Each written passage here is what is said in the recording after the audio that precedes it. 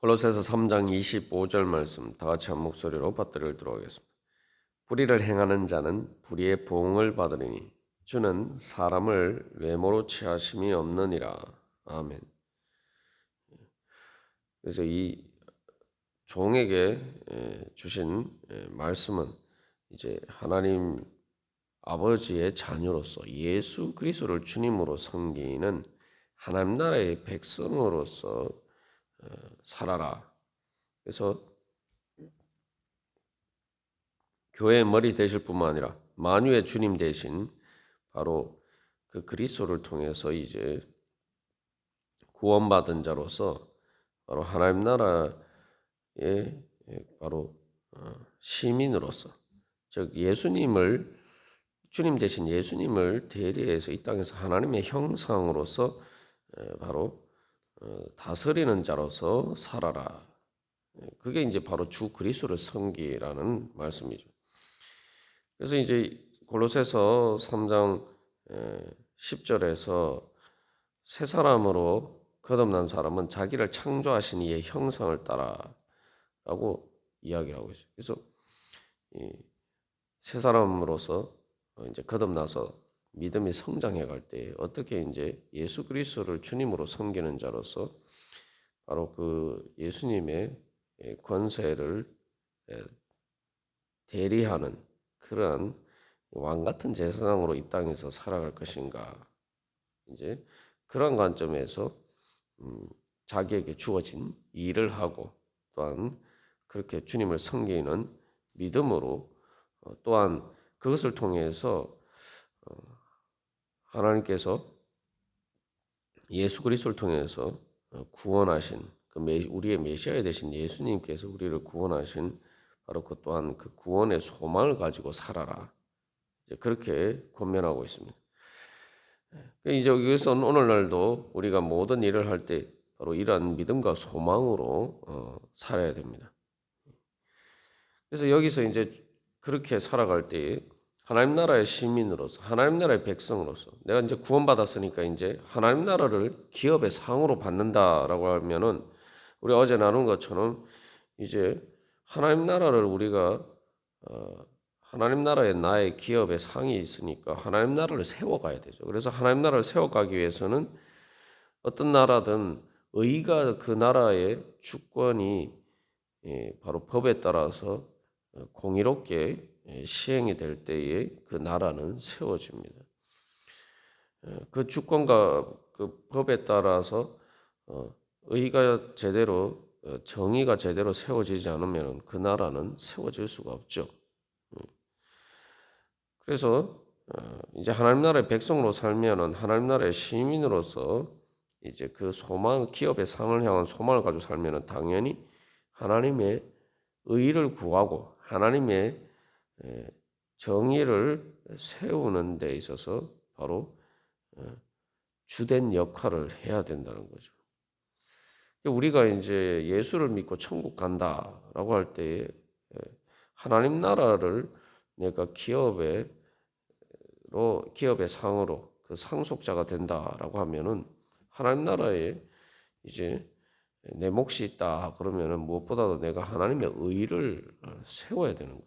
그래서 예수님께서 너희는 먼저 하나님의 나라와 하나님의 의를 구하라 그렇게 말씀하셨죠.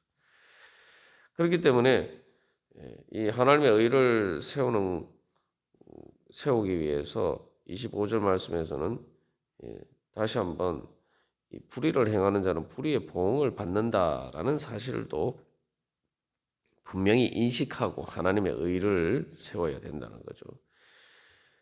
하나님의 그 성도들은 결국 하나님의 의를 이루어가는 그러한 책임과 의무를 맡았기 때문에 또 하나님의 그 의의 심판에서 구원받기를 소망하기 때문에 당연히 불의를 피해야 되는 거죠.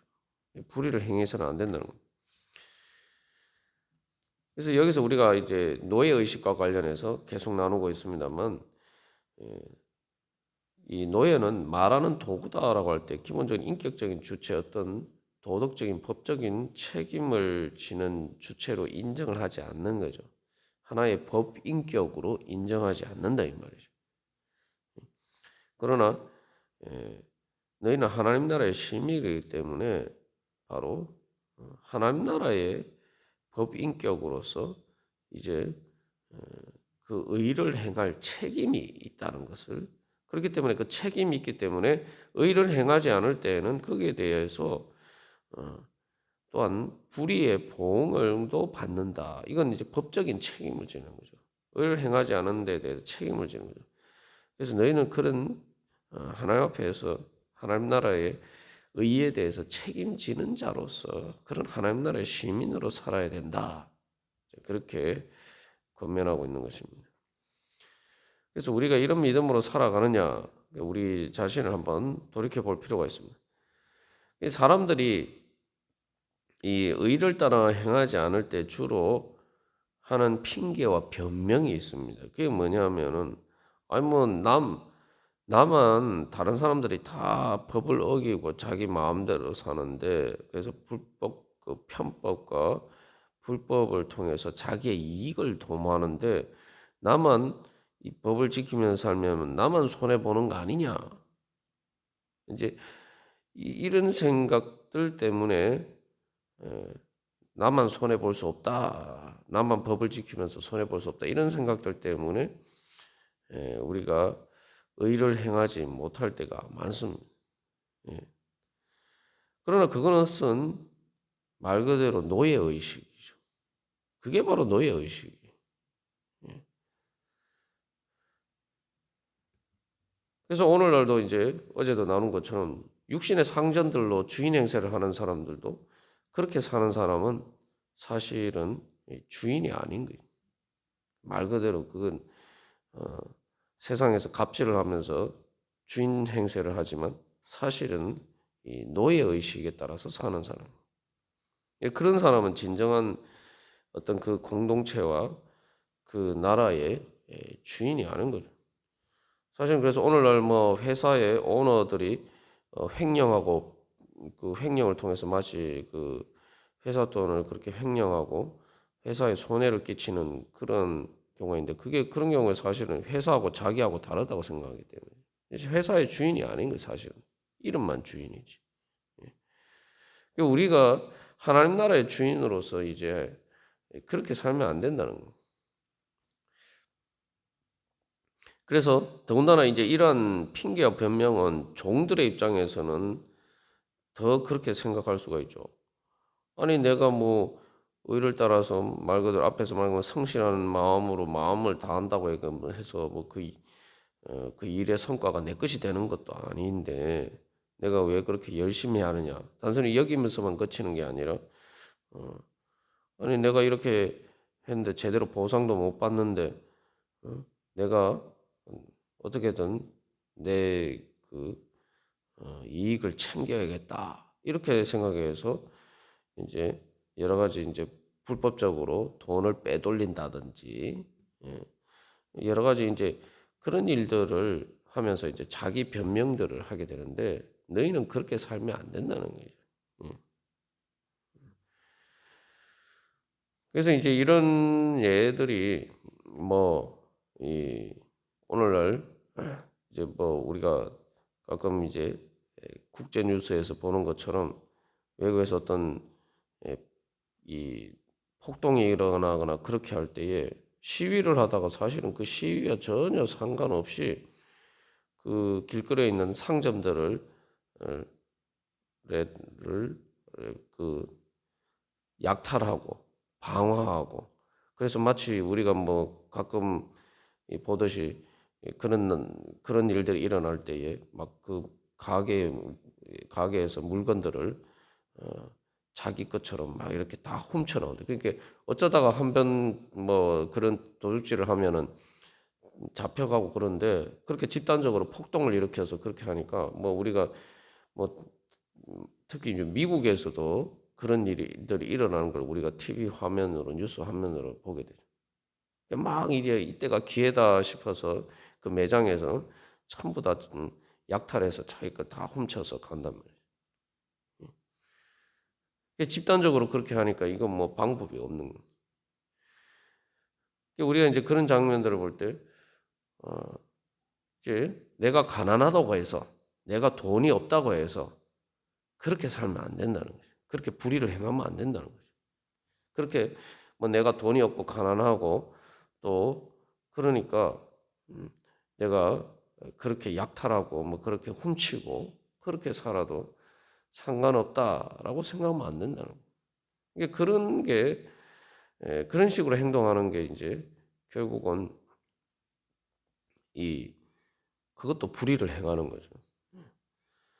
그래서 그런 부분에 대해 있어서도 뭐 나는 뭐 종이니까 노예니까 뭐 나는 상관없다 이렇게 생각하면서 그런 식으로 행동을 하는 것면은 하나님 보시기에 합당하지 않다는 거죠. 그래서 이제 이 25절 마지막에 주는 사람을 외모로 취하심이 없느니라라고 있는데, 그래서 이제 25절 말씀이 이 종에 대한 종과 이 노예에 대한 말씀에만 적용이 되는 거냐, 아니면 4장 1절에 보면 상전들, 육신의 상전들에게도 육신의 주인들에게도 적용이 되는 거냐, 그러한 부분에서 이 해서 견해가 갈립니다만, 일반적으로 봤을 때는 이게 이제 이것은 사실은 뭐 종뿐만 아니라 육신의 상전들에게도 당연히 적용되는 거죠. 이것은 그래서 25절 말씀은 종들뿐만 아니라 모든 사람들에게 일반적으로 보편적으로 적용되는 하나님의 말씀이죠. 그래서 에베소서 6장 8절 같은 경우에서는 하나님은 사람을 외모로 취하지 않는다라고 할 때에 이것은 이제 주인에 대한 바로 그 말씀에서 이제 이 말씀을 이야기하고 있어요. 그래서 에베소 6장 8절에서는 이는 각 사람이 무슨 선을 행하든지 종이나 자유인이나 주께로부터 그대로 받을 줄 알미라 라고 해서 거기서는 이제 특별히 육신의 상전들에게 대해서 이야기를 하고 있기 때문에, 그래서 이 종과 주인 모두에게 이제 적용된다고 이제 볼 수가 있습니다. 특별히 그래서 25절 이제 어떻게 보면 짝을 이루고 있죠. 3장 24절에서는 기업의 상을 받는다. 25절에서는 반대로 이제 불의의 보응을 받는다. 4장 1절에서는 의를 베풀어라. 의를 베풀지 않으면은 너희가 또 불의를 행하면은 하나님께 불의의 보응을 받게 된다. 그래서 이제 계속 강조하고 있는 것은 하나님의 의를 따라서 행하라라는 것입니다. 그래서 하나님께서 주는 사람을 외모로 취하심이 없다라는 것은 종이든 뭐 노예든 주인이든 어떤 자리에 있는 사람이든 하나님께서는 그러한 차별 없이 공평하게 정의로 대하신다는 겁니다. 그래서 이 외모로 사람을 취한다는 것은 이제 구약의 히브리 말에서 나온 표현인데, 이제 누가 이렇게 높은 사람 앞에서 엎드렸단 말이죠. 절을 하면서 엎드리면은 이제 은혜를 베풀 때에 그 높은 사람의 은혜를 베풀 때에 얼굴을 들게 하죠. 얼굴을 들어서 뭐 나를 봐라 뭐 이런 식으로 할 때. 그래서 이 얼굴을 들다. 그래서 이제 얼굴을 취하다 이런 표현을 써서 이제 외모로 취한다는 이제 표현이 됩니다. 그러니까 이건 뭐냐면 말 그대로 이 특정한 어떤 사회적인 지위나 외적 신분 그러한 것들을 따라서 편파적으로 대하는 것을 이야기합니다. 그러니까 오늘날도 이제 사법 질서 가운데서 이 재판이나 이런 부분에 있어서 이제 이런 것들이 이제 많이 문제가 돼요. 똑같은 유전 무죄, 무전 유죄 이런 것도 이제 뭐 어떤 변호사를 쓰느냐에 따라서 또 그 사람이 어떤 지위에 있느냐에 따라서 똑같은 사안에 대해서 이제 판결이 이제 달라지는 그런 것들이 이제 사람을 외모로 취하는 거죠. 그러니까 하나님은 그렇게 하시지 않는다는 거죠. 우리가 이것은 사실은 그래서 또 두려운 말씀이기도 하지만 동시에 또한 소망의 말씀이기도 하죠. 세상이 예, 정의롭지 않다라고 생각할 때 많은 사람들은 내가 뭐 열심히 일해도 별 소용이 없다 이런 절망감에 빠지게 돼요. 그러나 하나님의 정의를 바라볼 때에 하나님의 의를 바라볼 때 우리는 주님을 향한 소망을 가지고 있는 거죠. 그래서 24절에서도 예수님을 우리가 그리스도라고 이야기한다. 주님을 주 그리스도를 섬긴다는 것은 우리의 주님은 우리를 구원하시는 메시아다라는 그런 소망을 가지고 주님을 섬기라는 일이죠. 그러면 우리를 구원하신다라고 할 때 바로 그 하나님의 의를 이야기할 때에 하나님의 의를 우리 단순히 뭐 수동적으로 심판하는 것뿐만 아니라 불의 가운데 고통당하는 사람들을 하나님께서는 하나님의 의를 따라서 구원해 주신다는 거죠. 이스라엘 백성들이 애굽의 바로의 밑에서 이 종살이 말 그대로 노예로 살았지 않습니까? 노예로 살아서 열심히 일을 했는데 자기가 정당하게 일한 것에 대해서 정당한 대가를 받지 못하고 사는 게 노예예요. 그러니까 하나님께서 이스라엘 백성을 그래서 이제 애굽에서 구원해 주셨을 때 바로 그들이 나올 때에 애굽 사람들에게서 그들이 일한 것에 대한 대가를 받아서 나오도록 하나님께서 조치를 취해 주십니다. 뭐 정당한 일한 것에 대한 정당한 그 대가 보상을 받을 수 있도록 그래서 하나님께서 그들을 그렇게 인도해 주죠.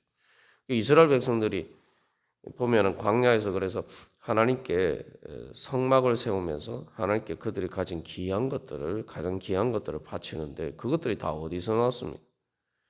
그것은 애굽 사람들에게서 뭐 약탈한 것이 아니라 하나님의 그 심판 가운데서 결국은 애굽 사람들이 그들이 노예로 일한 것에 대한 이제 보상으로 받은 거죠. 하나님께서 그렇게 정당한 보상을 받도록 이제 챙겨주시는 거예요. 출애굽의 사실은 가장 중요한 우리가 미처 생각하지 못하는 부분은 하나님께서는 이스라엘 백성들을 노예에서 해방시켜서 주셨을 뿐만 아니라 그들이 노예로 일하면서 수고한 것에 대해서 정당한 보상을 받도록 하나님께서 챙겨주셨다는 거예요. 어떻게 보면 가나안 땅을 하나님께서 그들에게 기업으로 주시는 것도 바로 그런 것이죠. 노예로 평생 일해도 자기의 것이 없었는데 하나님께서는 그들 이스라엘 백성들에게 바로 그러한 것들을 챙겨주시고 그들이 또 일을 해도 얻을 수 없는 것들을 또 은혜로 또 베풀어 주시는 거예요. 그게 하나님의 의입니다. 그게 하나님의 구원이에요. 그러니까 하나님의 구원은 하나님께서 우리를 구원하시는 구원자다. 예수님이 우리의 구세주자고 할 때는 바로 그 의를 따라서 하나님께서 우리에게 정당한 보상을 해주신다라는 그런 의미가 있는 거예요. 그러니까 이것은 이 노예들에게 있어서는 정말 복음이죠. 사실은 뭐 그 노예로서 종으로 살아갈 때 그런 소망 없이 그렇게 살기 때문에 사실 살 맛이 안 나는데 이제 예수님이 나의 구세주가 되셔서 주님께서 나에게 그 모든 억울한 것에 대해서 내가 또 그렇게 주님을 섬긴 모든 것에 대해서 주님께서는 다 이렇게 갚아 주실 것이다. 그런 소망이 있기 때문에 그런 소망이 있었고 또 그런 믿음이 있어야지 성실한 마음으로 마음을 다해서 죽게 하듯이 그렇게 주님을 섬기면 마음으로 이제 일을 할 수가 있는 거죠. 그래서 주는 사람을 외모로 취하심이 없다라고 할 때는 바로 하나님께서 예수님은 우리의 주님은 바로 그러한 우리를 구원하시는 의로운 우리의 왕이다. 그래서 뭐 세상에서는 이제 주인과 종을 대하는 태도가 전혀 다르잖아요. 우리가 오늘날도 마찬가지죠. 아주 쉽게 알 수 있는 게 회사에서 회장을 대하는 것, 사람들이 회장을 대하는 태도와 사장을 대하는 태도와 지위에 따라서 뭐 부장, 뭐 과장, 또 말단 직원을 대하는 태도가 전혀 다르잖아요. 그러니까 하나님은 절대 그렇게 사람을 대하시지 않는다. 하나님 앞에서는 뭐 회장이나 말단 직원이나 다 하나님께서는 공평하게 대하신다. 똑같이 하나님의 의와 로 대하신다는 거죠. 이게 사실 말 그대로 평등에 대한 선언이죠. 하나님 앞에서는 다 평등하다는 거예요. 주는 사람을 외모로 취하시면 이것은 노예로 살아가는 사람들에게 있어서는 정말 구원의 복음이죠. 뿐만 아니라 뭐 오늘날에도 우리가 세상은 다 그렇지 않습니까? 세상은 다 사람을 외모로 취해요. 그러니까 사람들이 뭐 사실은 실질적으로 살아가는 것과 아무 상관이 없는, 그러나 외모를 치장하는 것, 예를 들면은 뭐 브랜드가 있는 뭐 똑같은 옷을 입어도 그런 어떤 옷을 입느냐, 뭐 명품 옷을 입으라고 차도 조금 이렇게 그렇게 좋은 차를 타려고 하고, 다 그런 것들이 다 사람들은 외모로 사람을 취하기 때문에 그렇게 하는 거 아닙니까? 사람들이 돈을 많이 필요한 거, 자기가 먹고 사는 것 이상으로 돈을 많이 가지려고 하는 것도 다 그런 이유 아니에요. 근데 하나님은 그렇게 우리를 대하시지 않는다. 세상에 이런 복음이 어디 있습니까? 우리는 이런 복음을 따라서 세상 사람들이 사람을 외모로 취하는 것에 따라서 우리가 그 기준에 맞춰서 우리가 살면 안 된다. 우리는 예수님을 주님으로 섬기는 사람은 바로 그렇게 사람들이 외모로 취하는 것에 따라서, 그래서 내 외모를 치장하는 것, 그거에 따라서 사는 것이 아니라 주님께서 무엇을 보시느냐, 사람을 외모로 취하시지 않는 주님께서 보시는 하나님의 뜻과 하나님의 의를 따라서 그 기준에 따라서 살아야 됩니다. 우리가 오늘도 주님 앞에서 다시 한번 이 세상에 살지만 나는 누구를 섬기면서 사느냐. 사람들이 사람을 전부 다 외모로 취하니까 그 사람들의 기준에 맞춰서 내가 살면은 나는 주님을 섬기는 사람이 아니라, 예수님을 주님으로 섬기는 사람이 아니라 세상의 주인인 것처럼 살아가는 그런 세상의 사람, 세상을 주로 섬기면서 살아가는 사람. 그러나 오늘도 우리가 이 새벽에 주님께 예배하되, 주님, 저는 세상을 섬기지 않고 예수님을 저의 주님으로 섬기면서 살기를 소망합니다. 그러니까 주님의 의를 따라서 예수님께서 말씀하신 것처럼 하나님의 나라와 하나님의 의를 구하면서 주님 그 하나님의 의에 따라서 주님의 뜻에 따라 살기를 소망합니다. 우리 그러한 믿음으로 다 같이 기도드리시겠습니다.